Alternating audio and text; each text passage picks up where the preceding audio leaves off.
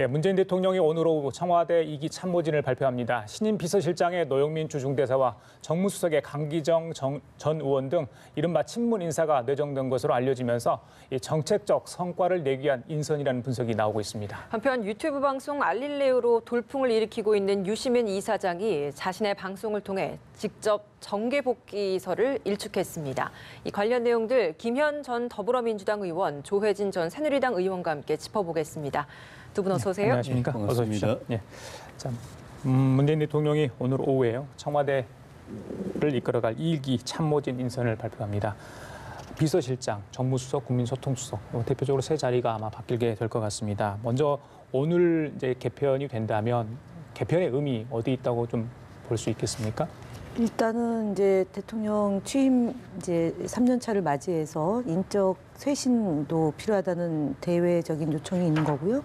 그리고 두 번째는 사실은 비서실장의 업무의 부담, 그다음에 그 체력으로 되게 많이 힘들어했기 때문에 그런 요인도 있었지 않았을까 싶습니다.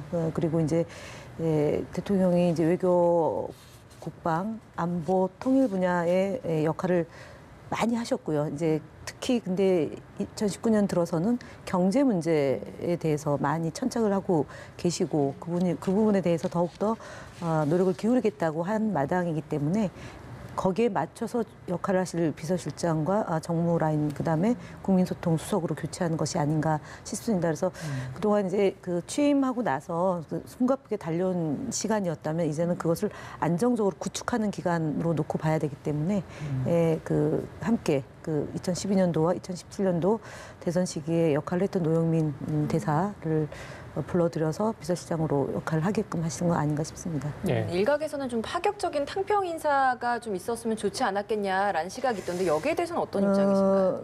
탕평 인사라는 게 뭐 어떤 의미인지 저는 사실 모르겠지만 대통령의 국정 철학과 그다음에 노선과 이런 것들을 충분히 알고 계신 분이 대통령을 보좌를 해야 되는 건 아니겠습니까? 그러니까 예를 들어서 뭐 보수 진영이나 아니면 학계 인사라든가 대통령과 그 거리가 떨어져 있던 분이 대통령이 그동안 해왔던 업적이나 또는 내용 국정 운영 방식에 대해서 모른다면 그때부터 공부를 해야 되는 거잖아요. 저희는 비서실장 자리는 그렇게 하는 자리는 아니다. 그래서 적임자이냐 아니냐의 문제인 거죠. 탕평 인사다 아니다라는 것보다는. 그리고 또 뭐 친문 인사다라고 얘기하는데 저희 당 그다음에 대통령 옆에 있었던 분들 친문 인사 아닌 분이 어떻게 대통령을 모실 수 있겠습니까? 제가 볼 때는 좀 약간 과도한 억지다. 그리고 이제 비판보다는 좀 비난이 가까운 얘기 아니냐 이렇게 좀 봅니다. 저희는 같은 맥락일 수도 있는데요. 그러니까 내각 인사 정도는 뭐 형식적인 탕평 인사도 가능하지만 청와대 참모진 인사만큼은 어떤 대통령이 정권을 가지고 또 대통령의 어떤 복심을 읽을 수 있는 사람을 기용하는 게 맞지 않냐 이런 주장이 좀 있더라고요. 전반적으로 어떻게 보십니까? 예, 그게 뭐 대체적으로 맞는 거죠. 근데 이번에 바꾸게 되는 게 임기 3년 차에 들어섰다는 것도 있고 또 원년 멤버들이 이제 지칠 때도 됐고 뭐 그런 요인도 있지만은 경제가 워낙 어렵고 또 남북 관계도 교착 상태고 그 여파로 이제 지지율도 이제 떨어지고 있고 이런 것 때문에 국정 쇄신, 국면 전환 또 분위기 쇄신 이런 걸 해야 될 필요성 때문에 개편을 하는 측면이 있는데 이런 그 지지율 저하라는 이 지표로 나타나는 현상들이 청와대나 대통령, 정부가 경제 민생 현장을 잘 모른다. 또 비판적인 목소리에 대해서 너무 귀를 닫고 있다. 그리고 야당을 협치의 대상이 아니라 무슨 뭐 그 청산의 대상으로 본다. 그래서 정치적 협력 관계가 전혀 안 되고 있다. 이런 것 때문에 국정 지표가 점점 떨어지고 있다라는 비판의 이 상황 속에서 개편이 이루어지는 거기 때문에 그런 걸 감안해가지고 할 필요는 있다. 굳이 뭐 탕평 인사가 아니더라도 그런 걸 감안해서 그런 걸 보완해야 하고 또 그런 면에서 좀 변화를 줄 수 있는 인사들을 기용할 필요가 있다. 이 부분은 청와대가 좀 감안을 해야 될 텐데 지금 거론되고 있는 걸 보면 꼭 거기에 맞는 것보다는 결국 이제 친문 인사 또 친정 체제 이런 이야기 나오고 있는 것들이 그만큼 그 3년 차에 들어서면서 청와대가 여유가 없기 때문에 사실 뭐 지지율도 계속 잘 나가고 경제도 잘 돌아가고 여론도 좋고 하면은 조금 다른 생각을 가진 분들하고도 할 수 있는데 그럴 만한 이유가 없다는 것이 청와대나 정부로서는 지금 사실은 굉장히 좀 답답한 부분인데 어쨌든 이렇게 한다면은 그 체제를 가지고 지금 제기된 이런 문제들을 빨리 좀 돌파를 하고 해소를 해낼 수 있었으면 하는 바람입니다.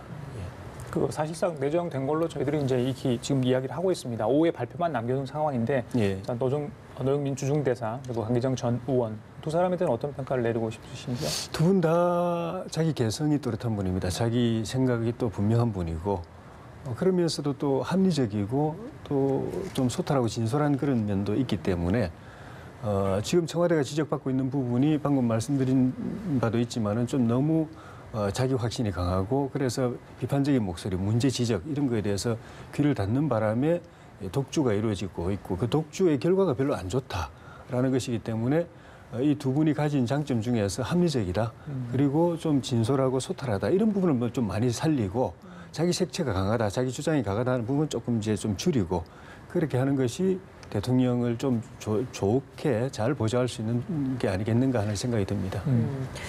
일각에서는 또 이런 이야기가 있더라고요. 뭐 보통 그동안의 청와대 인선 관례를 보면 물론 모든 청와대가 그 관례를 따라야 하는 것은 아니지만 비교를 해볼 수 있기 때문에 좀 질문을 드리겠습니다.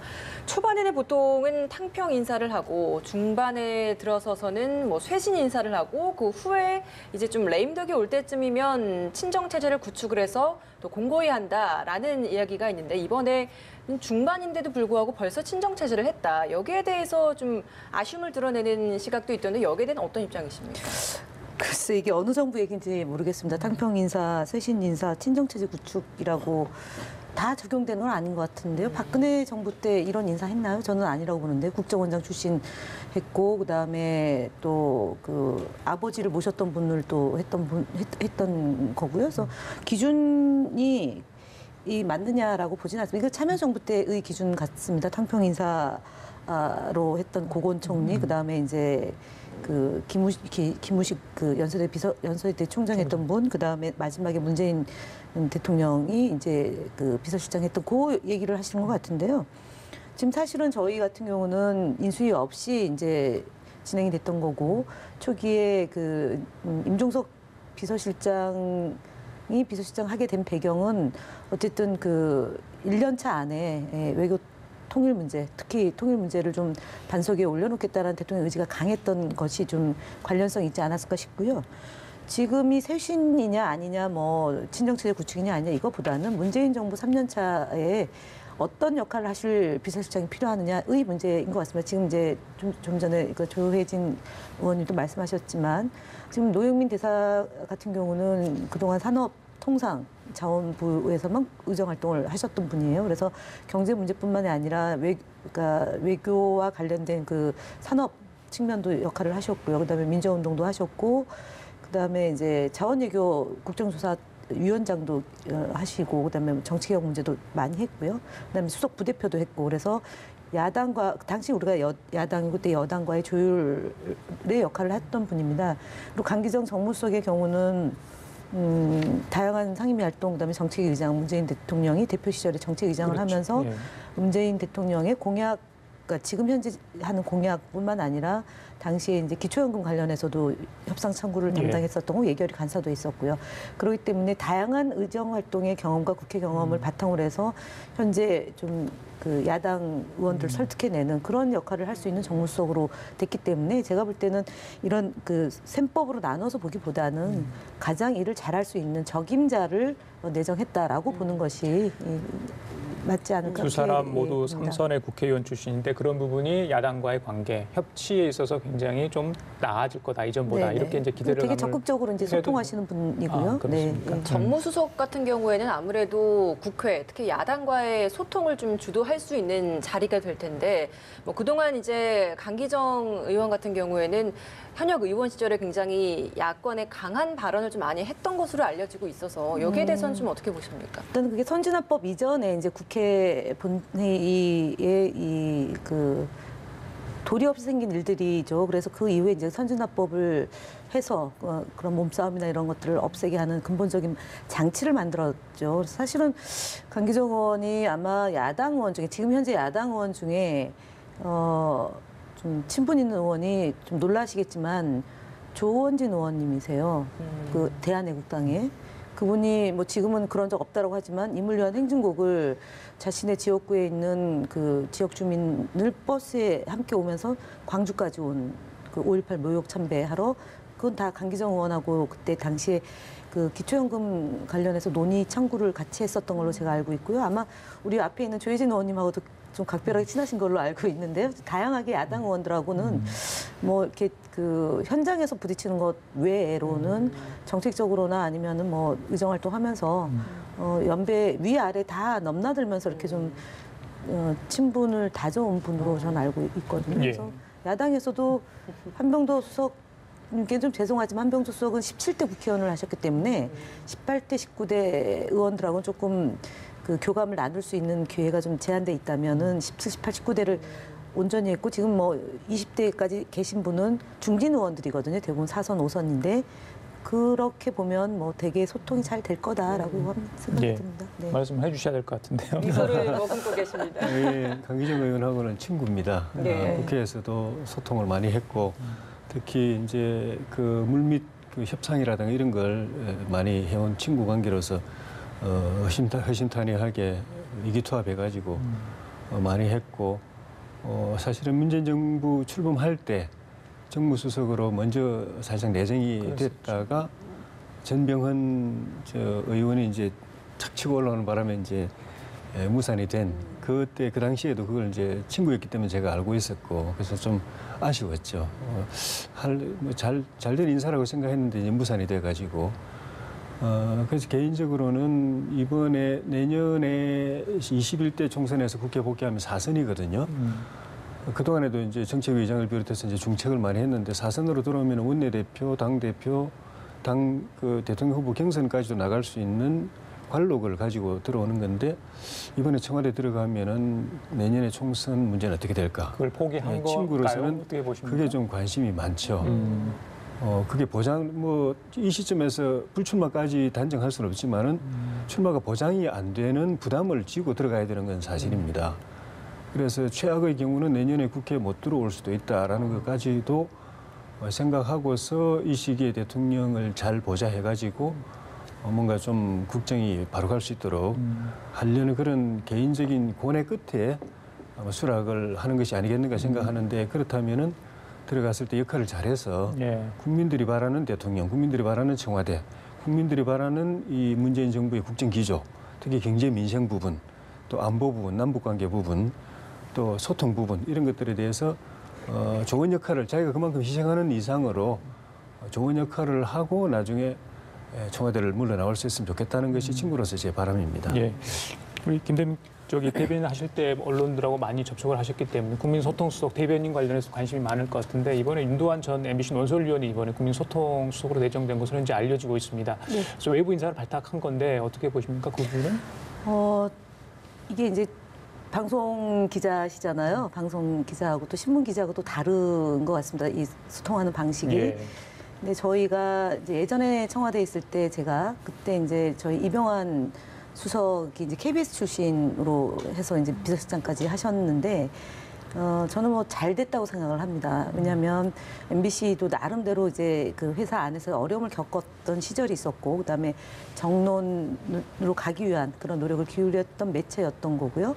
지금 이제 물론 회사를 그만두셨지만 위아래 이제 다양하게 소통할 수 있는 그런 분으로 평가를 받은 것 같습니다. 그래서 결국은 지금 이제 국민소통 수석 이제 전에 하셨던 분도 되게 이제 그러니까 체력적으로도 힘들고 하니까 이제 그 교체가 된 거고 그동안 이제 아주 유명했던 분은 아닌 것 같아요. 지금 뭐 손석희 우리 MBC 출신 언론에 계신 분은 예. 그래도 윤두환 전 논설위원 되게 많이 다 알고 있죠. 계신다고 예. 하니까 제가 볼 때는 그동안 이렇게 언론인과의 소통 또 국민과의 소통을 보다 좀 잘할 수 있는 예. 그런 역할을 해주셨으면 하는 바람입니다. 네. 알겠습니다. 국민소통수석, 뭐 이런 다 민정수석 다 이야기는 나오고 있는데 조국수석, 민정수석 아직까지 뭐 이번에는 좀 유임되는 게 아니냐라는 이야기가 나옵니다.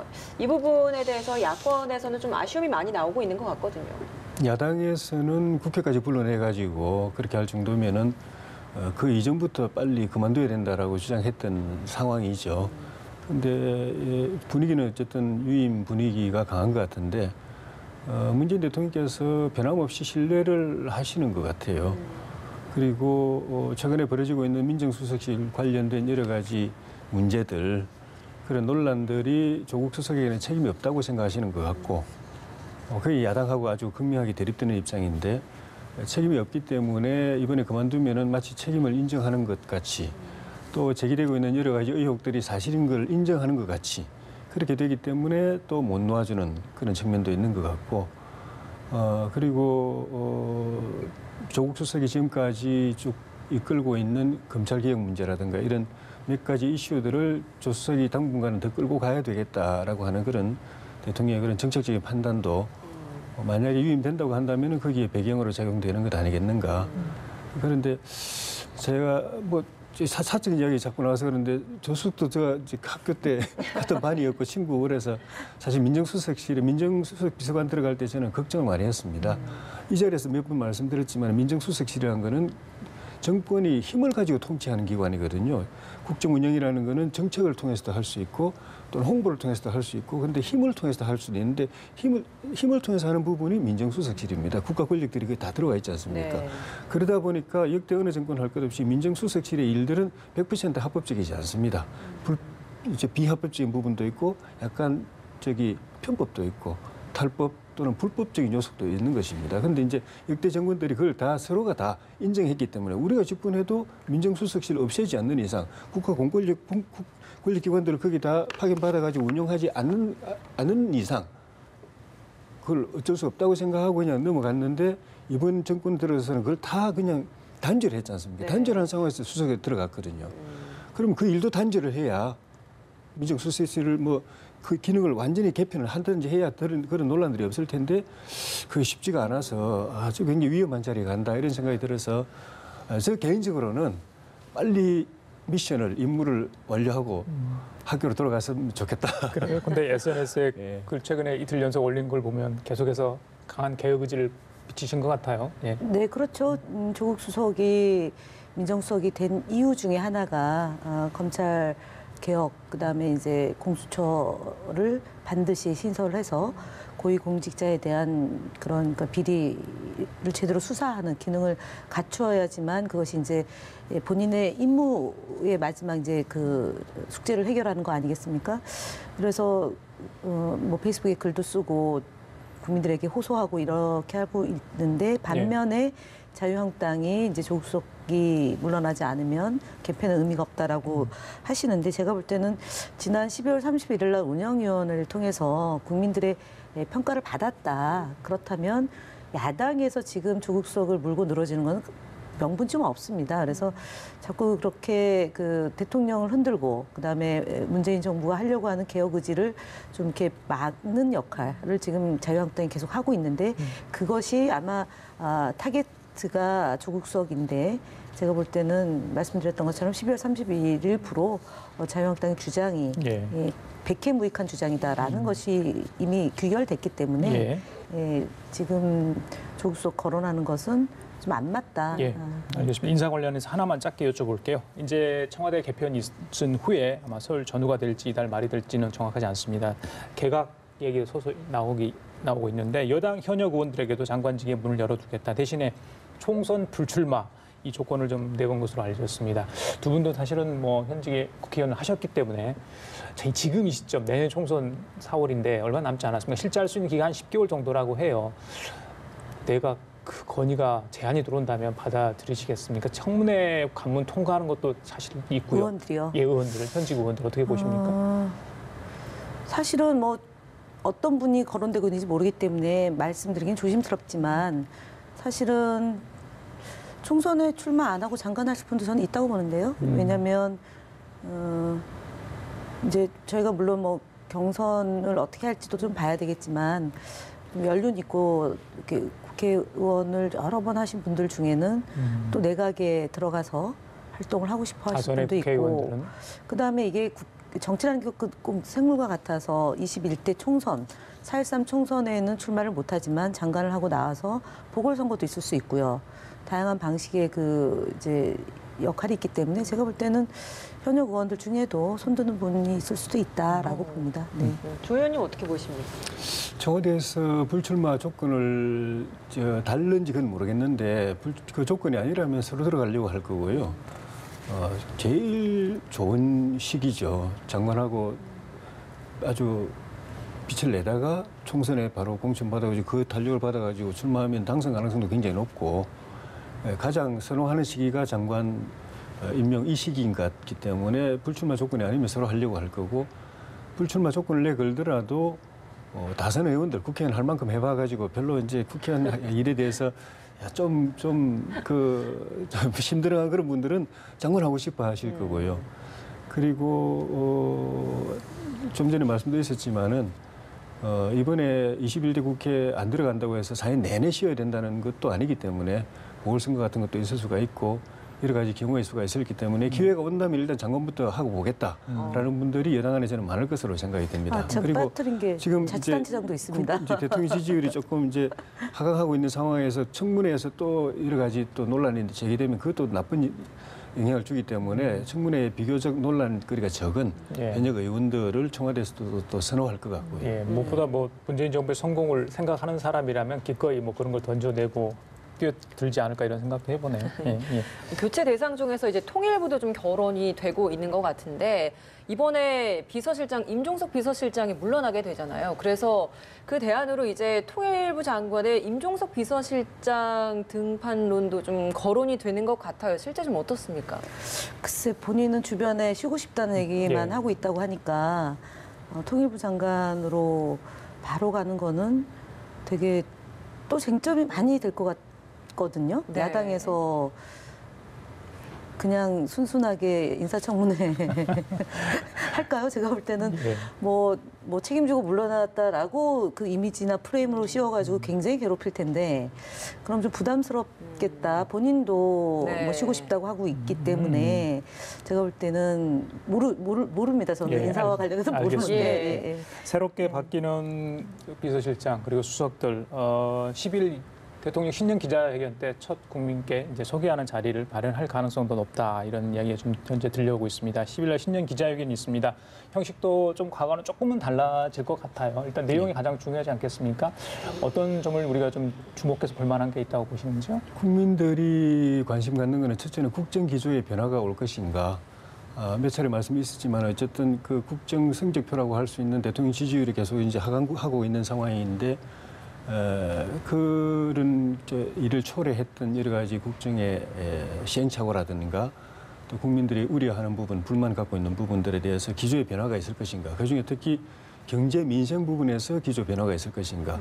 지금은 이제 거의 남북관계 올인하다시피 하면서 경제 민생이 좀 방치되고 있고 그 과정에서 또 정부가 역점적으로 추진하고 있는 최저임금 문제라든가 근로시간 단축 문제라든가 이런 것들이 현장에서 굉장히 어려운 문제를 발생하고 있는데 이런 부분에 대해서 대통령께서 약간 그 메시지에 좀 혼선을 빚거든요. 좀 보완할 듯이 하면서도 오히려 더 강화하는 그런 측면도 있어서 이 부분에 대해서 분명한 대통령의 뜻이 밝혀지는 자리가 될 것 같고 그리고 비판적인 목소리들에 대해서 대통령께서 어떤 입장을 취하실 것인가 그리고 야당과의 관계 지난 1, 2년간은 야당을 계속 적폐 청산의 대상으로 삼아온 측면이 있기 때문에 그 기조로 계속 갈 것인지 아니면은 협치로 기조를 틀 것인지 그런 데 대한 것하고 최근에 벌어지고 있는 여러 가지 논란들 청와대 안팎에서 벌어지고 있는 그런 사안들에 대한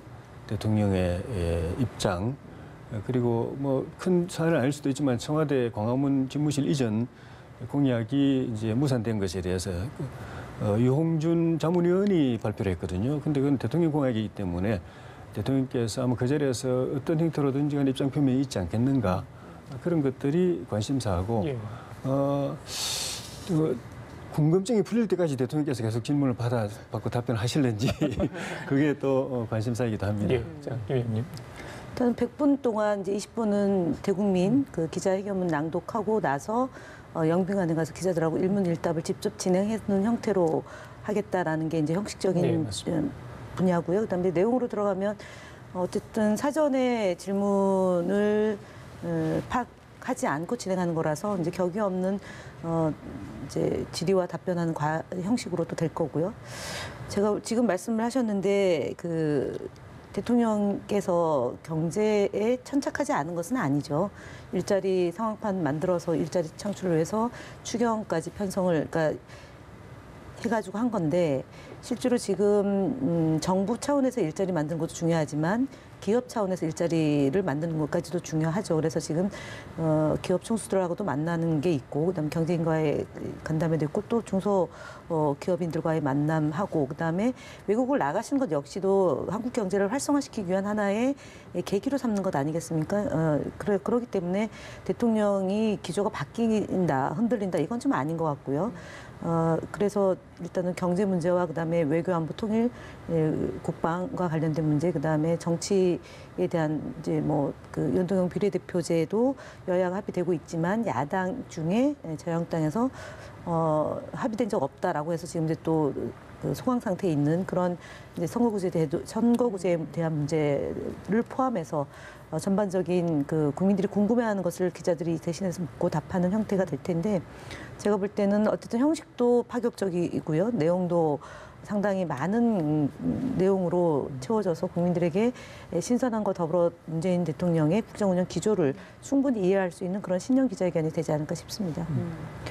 뭐 형식이 없고 굉장히 뭐 대통령이 직접 사회를 보면서 기자들과 질의응답을 한다고 하니까 굉장히 예상치 못한 질문들도 많이 나올 것 같아요. 특히 그중에서 요즘 청와대 기강 회의와 관련된 이야기들을 기자들이 질문을 할 수밖에 없을 것 같은데 최근에 또 나오는 이야기 중에 하나가 청와대 인사수석실의 자급 행정관이 육군 참모총장을 카페로 불러내서 이야기를 했고 그리고 그 자리에서 인사와 관련된 자료도 분실했다. 여기에 대해서 좀 야권이 또 공방을 벌이고 있습니다. 이거 사안은 좀 어떻게 바라보고 계십니까? 팩트를 좀 바로 해야 되는데 그 자리에서 자료를 분실한 건 아닌 그 거고요. 후에 예. 잃어버렸다는 거죠. 그러고 이분이 이제 그게 2017년 7월이면 정부가 들어선 지 2달 뭐 채 안 되는 상황이니까 본인이 어쨌든 대통령의 국방부에 대한 개혁 의지나 아니면 인사에 대한 개편 방향이나 이런 것을 인사수석실에 있었기 때문에 정무수석실에 있다가 인사수석실로 발령이 가서 이제 국방 분야를 어떻게 할 건가와 관련해서 그때는 국방부 장관이 없을 때니까요.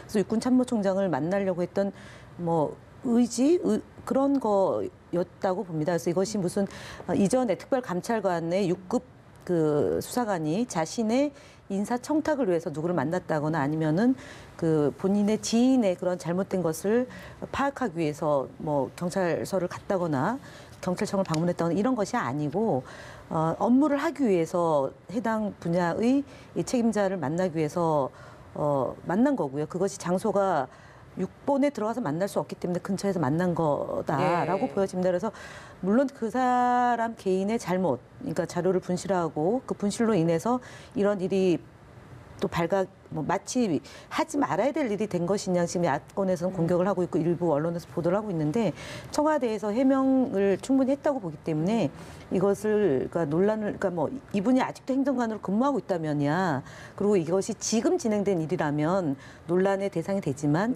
초기에 인수위가 없는 상황에서 그때는 인수위가 없는 시절에 지금 그 청와대가 운영이 되고 있던 시기지 않습니까? 그렇기 때문에 충분히 당시 상황을 감안해서 현재 시점에서 평가해야 되지 않을까 싶습니다. 예, 알겠습니다. 뭐 시간이 많지 않아서 조님 뭐 양해하시면 여기서 끝내도록 하겠습니다. 예, 지금까지 김현 전 더불어민주당 의원, 조혜진 전 새누리당 의원이었습니다. 말씀 잘 들었습니다. 고맙습니다. 감사합니다. 예.